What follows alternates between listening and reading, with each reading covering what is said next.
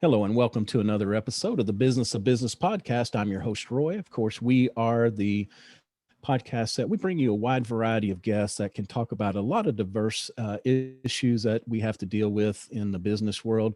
Hopefully, we can hit on some things that maybe you hadn't thought about to make you even more successful, or if you know that you're having some issues, we can also provide you with some professionals that can help you, work through those issues so you can be successful again. So today is no different. We have an awesome guest that I've been looking forward to talking to for a while now.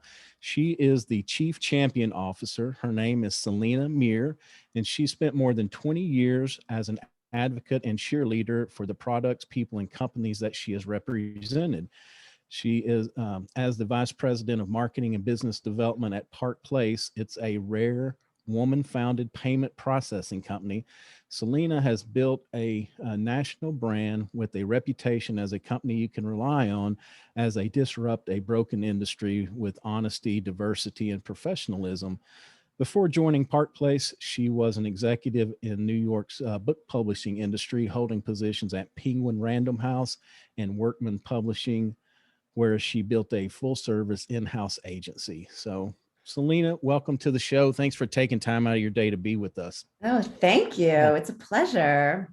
Good. So, we've talked a little bit about it, but, I really think you have two good insights for us. We're going to talk about payment processing because if one thing that the pandemic has done for all of us, it's moved a lot of people out of bricks and mortar and online. And so there's a lot of payment systems online in businesses. And, to be honest with you, I wouldn't know one from another, what's good, what's bad. And so we'll get you to explain that. But then also, you've got such an awesome, I guess, from the marketing and development as far as building from the ground up or taking smaller businesses and making them big. So we'd like to also get some insight, just some things that you have seen and implemented that could really help other small businesses. Great. Well, Yeah. I'm excited, to dig into all of this. It's so Yeah. fun. Yeah, I know we got a lot, but so first off, how did you end up at the Park Place? First off, and it's a woman-owned payment processing place. Just want to make sure I got that correct. Yes, it is. It is. It's a rare women-owned payment processing company and also one with a dedication to service. But we'll get into that later. Okay. However, that those fundamental values are part of the journey that led me here. So what's really cool about what led me here is something that's crucial to every business owner and marketer, and that's the power of your network, right? And how it holds trust for such a long time. So when I started my book publishing career, I was at a division of Random House called Crown, and their imprint, Clarkson Potter, published 3 books with a woman named Samantha Edis, who came in and gave this presentation that really stuck with me. I knew her because I knew all of the authors on the list. I didn't work with her directly, but the presentation just really, really dug into so much. She talked about her process for follow-up and her kind of tenacity. And as she was speaking, I was thinking to myself, well, isn't that what everybody does? But, it's not. Right. There was this one key takeaway, which I thought was just natural, but I've learned to teach it since, which is when cold calling, and I was doing it for PR at the time, you call somebody and leave a message and have your email ready. And so as soon as you hang up, you send the email and you give them that like 1-2 punch. So anyway, that was one of the things that stuck with me. And I've kind of started following her career. She is a public speaker and she has a really incredible newsletter. And when I relocated to Los Angeles 20 years later, it turned out we had a lot of friends in common who kept saying, you should call Samantha Edis, you should call Samantha Edis. And to be honest with you, and for listeners who are scared to reach out to their network, I was really intimidated by the idea of calling her, as a civilian and thought, well, she doesn't know me, even though we have this, common ground from years before. But I did it anyway. And at the time, we just chatted for a little bit, and she was in the very, very early days of conceptualizing what Park Place would be, but there wasn't an opportunity, and we just she gave me some advice and connected me with a few other people, and I went on and I was consulting, and when my main consulting client kind of came up, on their ability to work with me any longer, Samantha actually knew that client just as well as she'd known all these other friends we had in common, and was reaching out to find someone to run her marketing and business development. And this client said, you two should speak. And I was like, oh my gosh, like here we are again. And then the timing was right. And so it really is just a testament to how powerful a network can be, and that you really do give a network mastery when you reach out to it. And so no matter what it is you're growing as a business leader, or as an entrepreneur, make sure you're reaching out to that network. It's your biggest marketing tool, right? And you really do give everyone in it power, and they want to help you when you say, like, here's what I'm doing, and here's why I need assistance and guidance and advice. Right. Yeah. And Yeah. we kind of learned this weekend how small our networks are. My girlfriend, one of her best friends, her mother is in the same industry, and we, are separated by just a couple of people. So anyway, I think that it's a good point to just, this world has become so much smaller, and you just be surprised who who knows the right person that you need to talk to. Well, everyone is an opportunity to grow and to share your story and to help you build your story, but they have to know what your story is, right? Right. So they can't share it. And, we do a lot of this now at Park Place, part of which, again, we'll get into this, but part of what we do with our sales team and our account executive team is educate them on how to share their story, and how to work with the people around them to really accelerate it and grow it. And anyway, I'm sure that those are topics that you've covered quite a bit on this show. It's crucial, that story and that through line. Yeah, we have, but we tend to cover so many things that it never hurts to go back, especially for sales, and just reiterate that you got to have a good story. You got to have a good you story. You got to have a good company story. It can't just be, you can't knock on the door and like, I'm here. Here's a contract. I'm here for you to sign up. So let's, Right.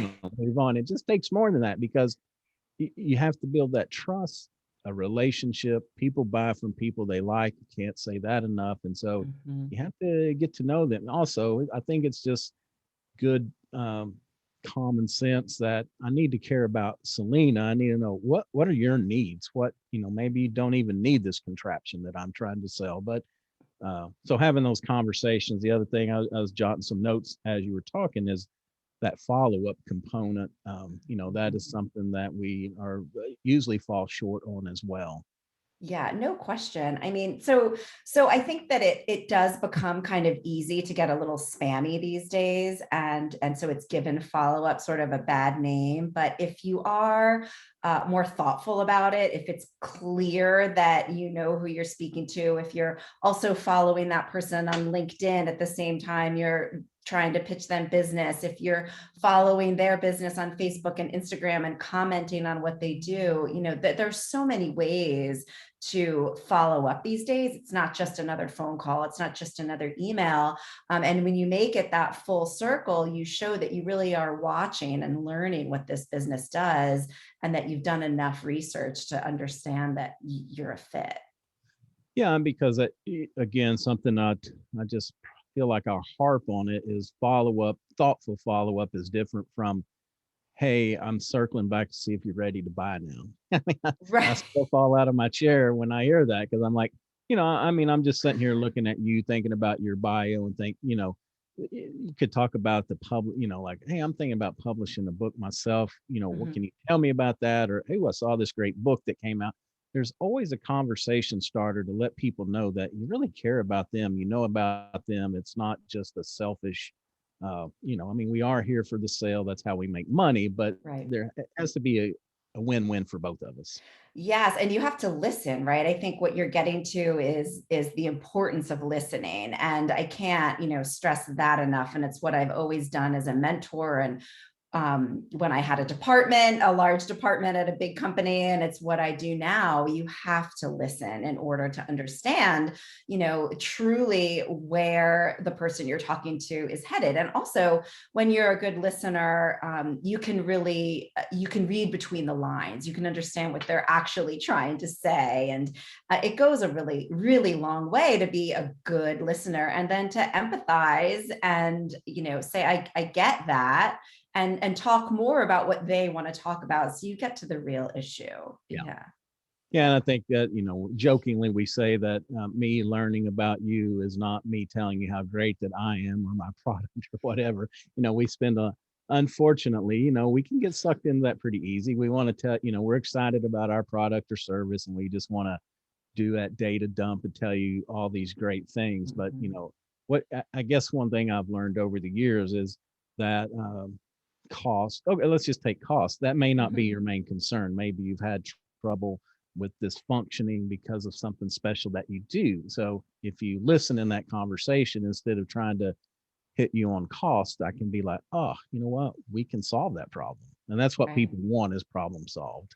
Yeah. And I would say, well, one of the things that I've always done is I've always listened to talk radio, and now more and more podcasts, which is great for you. Right. And I think I would encourage everyone listening to this to make sure they're growing their list of podcasts. They're digging back into your archives, and they're practicing their listening skills by listening. Right. And then you just get better at it when you're in real life interactions. And the more you listen, the more curious you become, and the better you become through that Yeah. curiosity. I mean, curiosity is such a gift, but it's a skill that you can learn by really just kind of honing in on how you're asking questions and how you're paying attention to the answers, and you can practice that outside of the conversations that are going to make or break you. Right, you've got to Yeah. find other ways to practice these really crucial skills.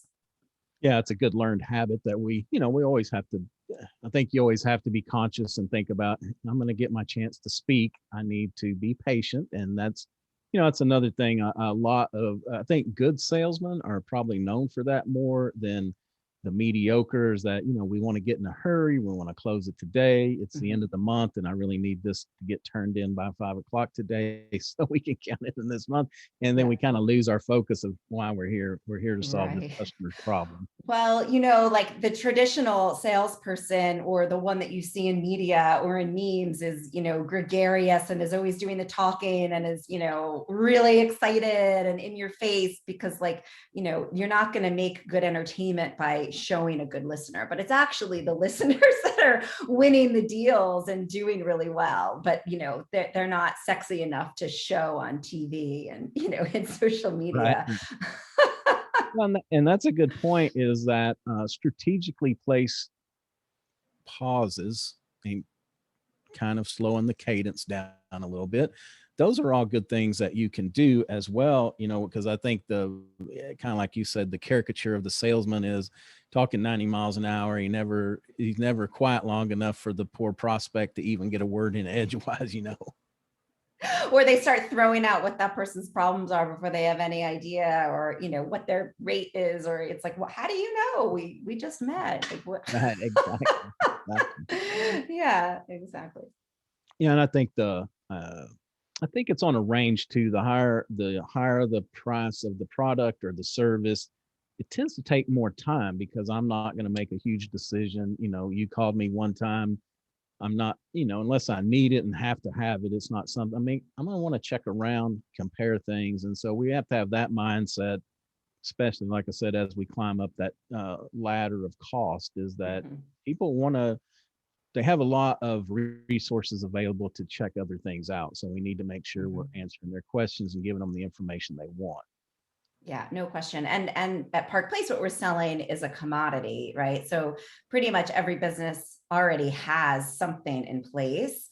but there are a lot of pain points within it that they may realize or they may not realize, or unfortunately, they think is just a necessary evil and something that they have no control over when truly they do. And so you have to help them get to where you are, right? You can't, in PR, in marketing, in sales, you can't walk into a conversation and start it where you are. You've got to start it where the person is who you're speaking to. And you can only do that by, remembering to start asking the warm-up questions and then get them to your place. So you might get lucky and, maybe a new business reaches out to you, but I would feel like a lot of your business is calling on people, like you said, that have the existing product. So let me ask, is that a benefit or does that make it harder for you to sell me if I've already got something in place? Because, people are just, we don't like change sometimes, We even don't if it's like a good change. change. It's difficult. So, It's true. And like you mentioned like going virtual, and that's a change that, we've been wanting to educate people on how they can do that, simply, adding that kind of functionality. And even just that, it's hard.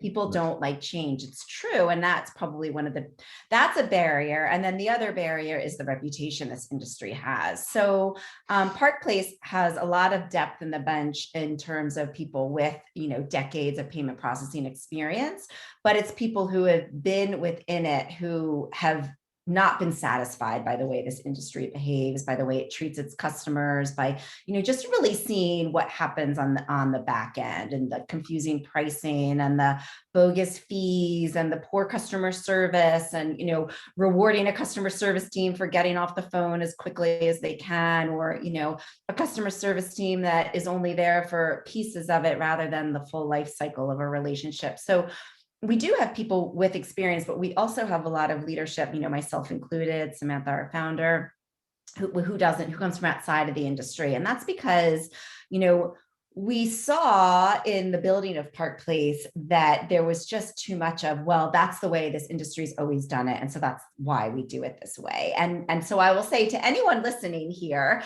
that's a clue that you have real room to disrupt and make change, and that you probably should strike and pounce and, whatever that area is. So what tends to happen, so I'll paint this picture for you, and you've probably experienced it. In this or in other areas of running a business. So in this industry, most of the sales reps out there are called agents. And actually, there was an Atlantic article many years ago that made everyone aware that a lot of people men mostly, who left a used car sales lot took this on as their next gig, right? And so this industry has kind of grown from that type of sales persona, like literally the absolute worst stereotype of a salesperson.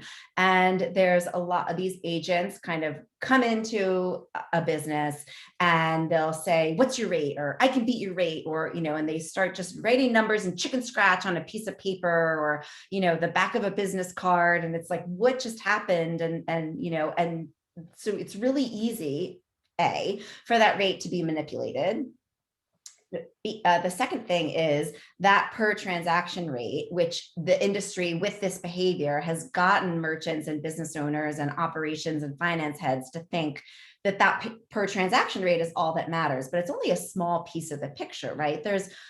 There's more of a cost to having a merchant account than just your rate, but you want to make sure that you're still making the right decisions, right? So if you make it based on a per transaction rate alone, you're making it on a rate that maybe in the fine print, and most likely in the fine print, they're able to manipulate at any point. And you're also not looking at what other costs they're going to throw in. And what also tends to happen is costs are thrown in maybe every other month or every 3 months, so that a merchant is unlikely to look at the statement and see it. Customer service is absolutely barely exists. In fact, we have someone on our customer service team last year, we multiplied our customer service team, and we hired somebody who was at a competitor that had over 1,000 clients and one person in the customer service team who was let go. It was like basically considered like a cost center. And Right. it's our like one of our main value propositions is our really extraordinary service that is in-house, that is here, that knows your business. So there's a lot that a business should educate themselves on in order to make the right decision. And the way that this industry has been behaving has kind of perpetuated this feeling of like, I have no choice. I have to deal. This is how they all are. And so with just a little education, you can really make the right decision for you, for your business, and you can come to know what is a reasonable cost, what is the cost you can and can't control, and then also just how to manage it. It is going to always be a cost center for your business, but it doesn't have to be as outrageous as this industry has, kind of enabled. And so that is one of the things that we do. So we act very, very differently. Park Place comes in truly as a consultant at first, and we do what's called a payment checkup. We invented this; no one else does it. And unless you've gone through it with Park Place, you've never actually looked at the health of your payments. I can guarantee that. And so we just want to look at your price, your service, your technology, and run a full report. And we present that back to you with our findings. And 10% of the time, we find you're in the right place. We say, stick with what you have. The other 90% of the time, we say, this is where we found a discrepancy that we can fix. But it's completely up to the recipient of this report to decide whether or not it makes sense to move forward. And no matter what, whether or not you move forward, whether or not you don't, it's free, it's no obligation. And you've learned something. Either you have peace of mind, like, all right, I don't really love the situation I'm in, but it is the right one for me. And so I will stick with it. Or like, oh, look, here's areas for change, and I can do that. So that's like a super high level what Park Place can do. Yeah, and I think that's something that a lot of businesses should think about is that audit component, because it's a good value proposition to get in the door. You can gather information that not only help your client, but you can also gather intelligence about your pricing, and maybe somebody provides a service that you don't. So it can be very beneficial in a lot of ways. Absolutely. And what we find is, there are a lot of businesses out there who've made the wrong decision, or they are using a terminal that is about to be sunset in a couple months and no one has contacted them to tell them. We find businesses that have terminals that should be programmed for contactless payments, but their merchant services provider didn't do that before shipping it to them. And, can you imagine last year being a business and not being able to provide contactless, or even still now and going forward, like that's the way. There's simple things like we program all of our terminals for next day funding, all of them for contactless. Like you're never not going to get that, just basic. That's just what we do. And at some of our competitors, you have to ask for that or pay extra for that. And it's kind of upsetting when you really dig into like so as a business owner, just find out, if you are among those, businesses that aren't getting everything that you should. Right, right. And I would assume that customer service should be a big part of this, because it's like any other piece of equipment. It's always good as long as it's working. And I really don't, I don't really need the customer or the person that sold it or the business until something goes bad. So it's distressing to hear that somebody let their entire customer service team go. But, I can only imagine if Yeah. you're looking at this, that you need to ask that question. You need to ask that question. And you also have to remember, like, what is great service, right? So, for example, I was talking to someone who was employed by a really big sort of software company that it is a payments company, but it's kind of masked by as something else with other services that it provides.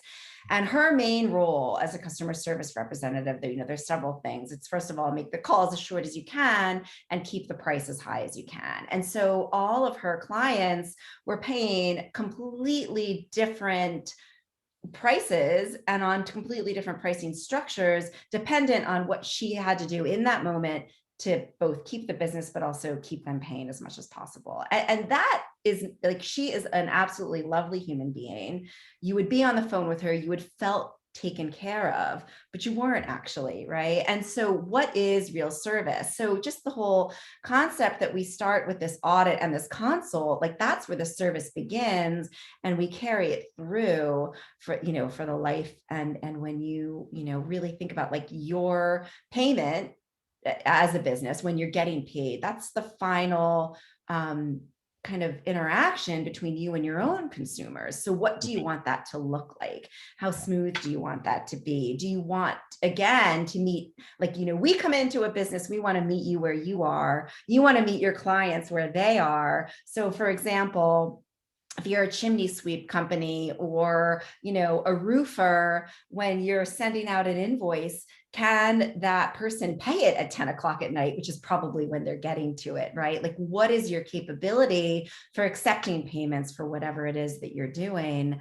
And is that where the customer needs to be? And so when it comes to virtual, which you brought up earlier, like there are virtual needs that are maybe not just having an e-commerce shopping cart. It's that ability now, to be able to accept payments when the person who needs to pay you is ready to do that and get on their computer. Yeah.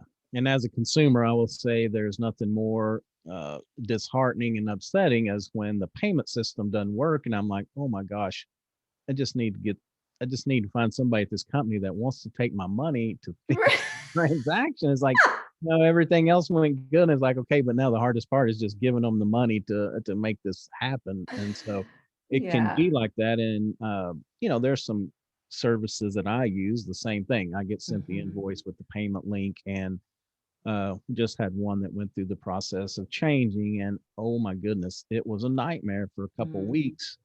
Doesn't hurt it. I mean, I guess it doesn't hurt me. I got to hang on to my money a little bit longer, but that frustration is that if you got to think about this, if I was on the fence with this vendor and this payment process is taking me 15 or 20 minutes to do, every couple of weeks, then it's like, maybe I need to look at this other vendor. So it needs to be part of that business's customer service proposition too, is that we make it easy for you to give us money. No question. And time is hugely valuable. I mean, we're all should know that certainly by now, right? That time is a major resource. And so saving time and money, I mean, all of that, we're always looking at the full circle, and every entrepreneur, business owner, and like, everybody who's running a business needs to pay attention to both of those things for sure. Yeah. And so, can you separate that? I guess, I mean, there are some payment systems that don't have the physical piece of equipment, but then they have the internet component. So do y'all service both sides of that coin as well? Absolutely. So yeah, we have a whole range. It may be that you need a very, very simple countertop terminal. It may be that you need a point of sale system for like a restaurant or a retail store that has a physical presence, but also you want to be able to sell your goods online, or Right. one or the other, both. Maybe you have a business that really just needs to be able to accept payments virtually, or have that backup, emergency plan. If your system goes down, is there going to be an app on the phone of the person who's at checkout who can quickly just pull that up and get the payment rather than losing it? And then, so there's virtual terminals that are kind of back office like that, or maybe your doctor's office has a virtual terminal as well as a countertop terminal when, you're there paying your bill. And then there's e-commerce, which is that whole idea of building out a shopping cart and the logistics and the shipping and the returns and all of that comes behind it. So we provide solutions for all of these types of scenarios, and it's a matter of what's right for you, and is there a combination of the two that you need, or just one of them? Okay. Yeah. And just a hint for the consumers out there, or for the merchants, even when somebody puts something in your cart, have a link back to where you can continue shopping, because that's another agitation. Is like, well, I really wanted to buy like 10 things here, but you get put something in the cart and then you're stuck on that page and it's kind of a mess to go back. So Oh just my put a link, gosh. yeah, put a Yes. consumer Yeah. shopping Make link. it easy for everybody. Right. Well, what I think a part of what you're bringing up actually is how payments does tie back to your marketing and your distribution channels, right? And so when you look at the future of payments and the ability for someone to sell in various ways, or to add that virtual component to a bricks and mortar store, you're changing your marketing tools, you're widening your distribution capabilities, and you're able to reach customers in ways that you couldn't before. And so payments is not often, probably ever, really thought of as a marketing tool, or a distribution tool, but it is. And so that's why you do want to make sure that it's what services you and your customer base best. Yeah, and the one other thing I wanted to talk about for a minute are these the terminals that go on your iPad or cell phone. Mm-hmm. Uh, I guess a little bit about the safety, but I think it's cool. There's a local restaurant that they come out, take your order on the iPad. When you get ready, instead of giving you the bill, they come over, swipe the card or whatever right there. Mm-hmm. I think it's an awesome concept, but you don't see it as much. It's kind of trendy for about 5 minutes and then it's kind of gone away a little bit. Well, yes and no. I mean, part of it going away has to do with like the nature of everything that's been happening this year, Yeah. but mobile terminals can come in a range of ways, right? So I don't know if what you're referring to is the Square dongle, which was that very simple thing that just Yeah.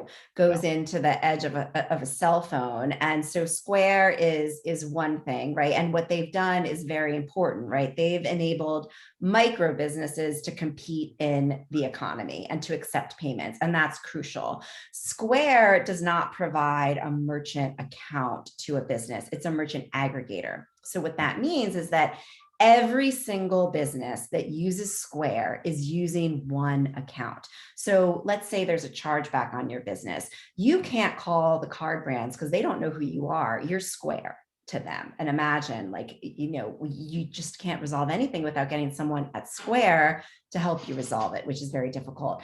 Now, because Square makes it so easy, a lot of businesses are drawn to it. And I understand that. But that ease also means that there's a lot of fraudulent accounts. And so another thing that was happening last year, and perhaps now still, is that the legitimate businesses, their money is all in this one big account, and then it's covering a lot of the fraudulent activity. And so businesses weren't getting paid.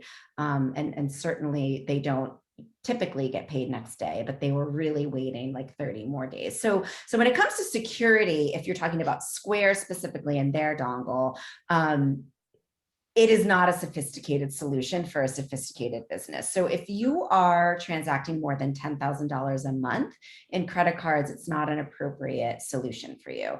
Now, however, there are a lot of mobility options that are very different. So we do have a mobile kind of piece that can attach to a phone or an iPad, but it is highly encrypted and it is tied to your own specific merchant account. So you're not like subject to these same types of issues. And then there are terminals that have 4G that are also very secure and that can move around. And, at a restaurant like that, perhaps they have terminals that have really strong Wi-Fi connected to their own Wi-Fi account.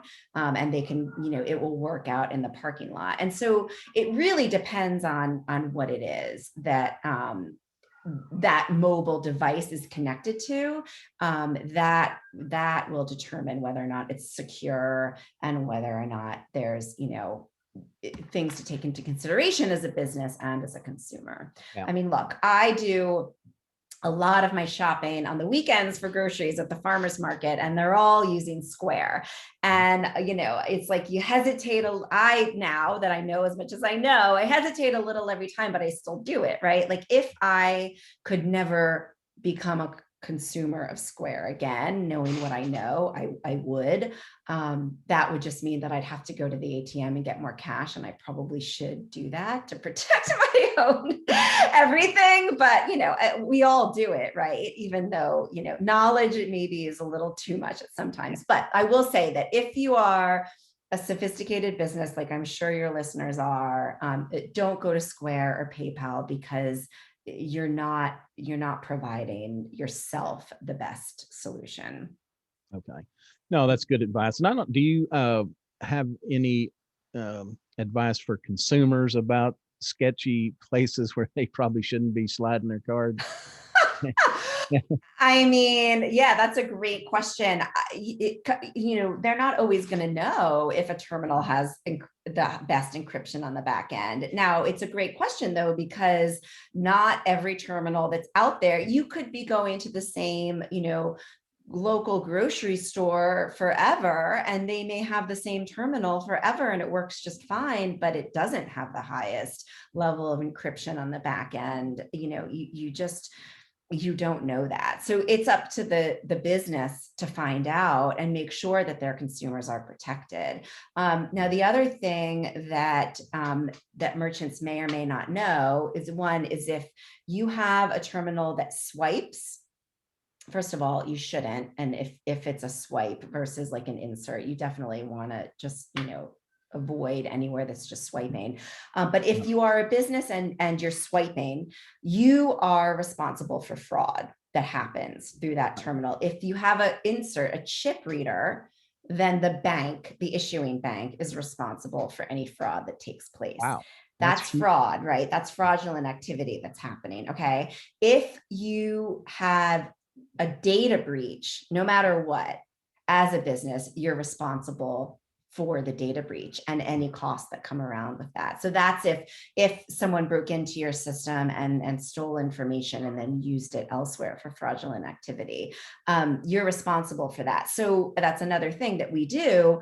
Every single one of our clients gets $100,000 worth of data breach assurance. And that means a reimbursement of up to $100,000 if there is a data breach, and will cover up to $100,000 of the costs that take place. And that can be very, very costly, very costly. And so that is definitely these are things for sure to keep in mind that probably aren't going through many businesses' heads as they're making this kind of decision. And they probably don't even know that data breach assurance is something that is just a given with certain providers. Yeah. No, because we have like and I know it's a little bit different than the solutions that y'all sell, but we just have a couple gas stations around here. It seems like they are always having these cloning devices on them. So, that's troublesome to think about that, because there was just a lady just reported that, somebody got her, she bought gas in the morning, and by the end of the day, somebody had been over to 4 or 5 other gas stations with the numbers. So anyway, the other thing is the data part, and I know this may be not it's not your wheelhouse, but if it'd be good.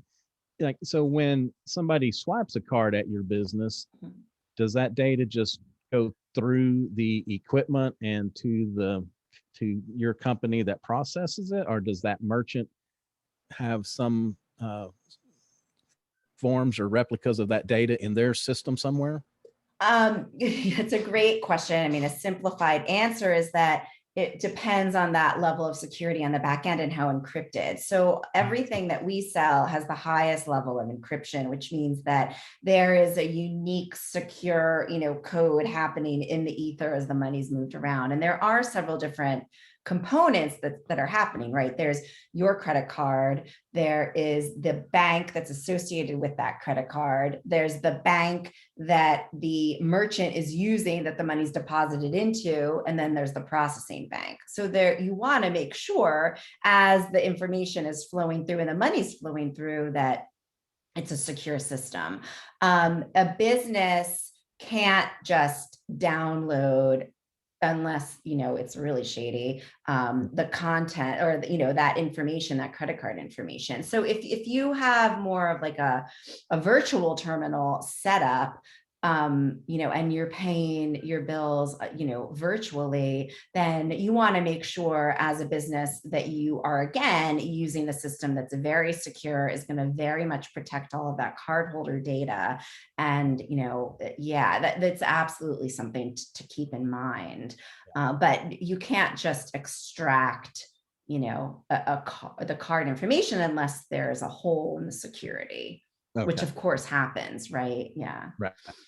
Yeah, and it doesn't, if you're doing something over the internet or virtually, it doesn't take much. They have to enter certain information. So again, just make sure that the businesses need to make sure that they have secure uh, technology in place to protect themselves as well. Yeah, And absolutely. and Absolutely. today, I mean, it's constant phishing. So everybody's always trying to sneak in the back door. So it's something that we really, we don't talk about it enough on here that we need to, but just the little bitty things that we could do to protect ourselves.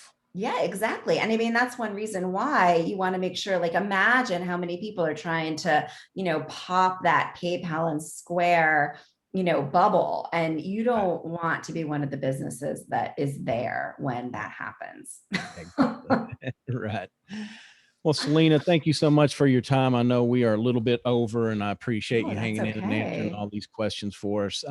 So tell everybody again, we know you're in the payment processing, but tell them, kind of who is that target market that you go for? Again, what can you do for them, what you provide them, and how they can reach out and get a hold of you? Yeah. So Park Place Payments, we are a rare women founded and run payment processing company.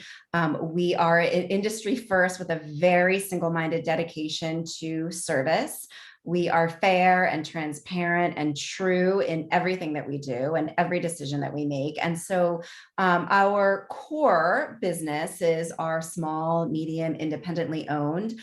We don't have, necessarily like a cap in what they're earning because independent businesses are very lucrative. About 40% of our clients are in the medical field in some kind of way, but we have everything from storefronts and grocery stores and sunglasses shops and restaurants to chimney sweeps and roofers and builders, contractors of all kinds, car dealerships, RV dealerships, like, it really runs the gamut. Any business that is accepting credit cards is a potential client, but we really focus on those that are independently owned and Okay, operated. okay, great. Yeah. And how can they reach out and get a hold of y'all? That's great. Yeah, thank you for asking. So our website is parkplacepayments with an s.com. And I am very reachable, Selina, Selina at parkplacepayments.com. But when you go to our website, there are forms on there to reach out and please do and schedule a payment checkup. Just find out what you know or what you don't know, or if what you think you know is true.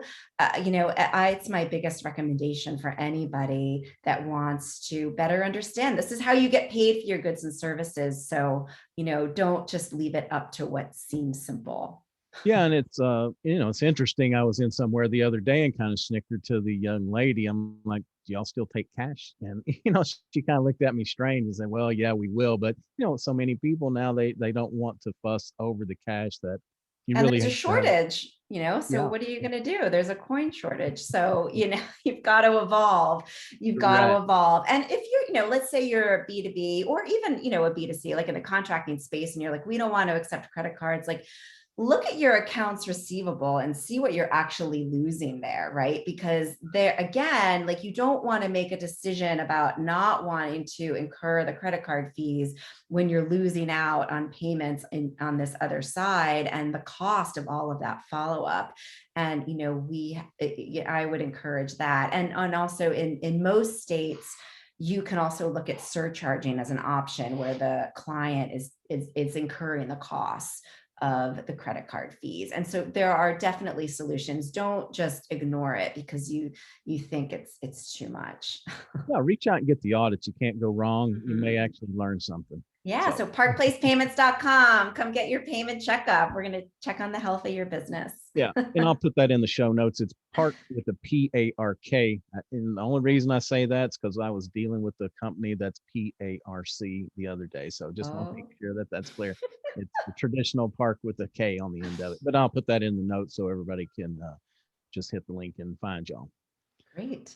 Well, All right. thank you.